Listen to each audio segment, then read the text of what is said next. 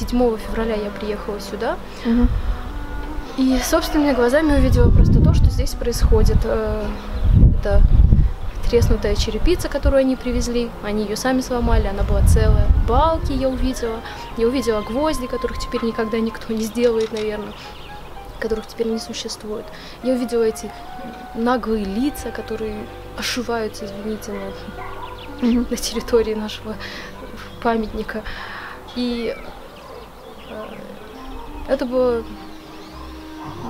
Ну, просто я тогда поняла, что нужно что-то делать. Ну, я долго об этом думала, и просто 25 февраля я просто решила выйти на одиночный пикет. Я никого об этом не уведомляла, никому ничего не говорила. Ну, разумеется, родители мои увидели, да, что я покидаю дом, что у меня плакат. Ну, помимо полицейских, там было 2 человека в зеленой форме. Я не помню, были ли на форме шевроны какие-то. Ну, то есть они не представлялись. Если полицейские представлялись, эти 2 не представлялись. Потребовали с меня объяснения.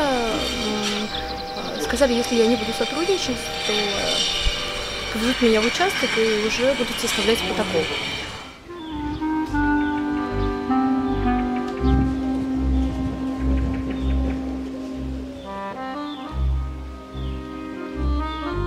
После пикета я здесь не была, и я вообще не хотела заходить сейчас на территорию, но надо, я знаю, что надо.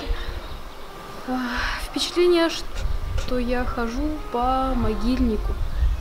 У меня такое впечатление, что я хожу просто по какому-то могильнику. Мне хотелось бы посетить этот музей, когда все закончится, когда они уберутся отсюда и оставят его в покое.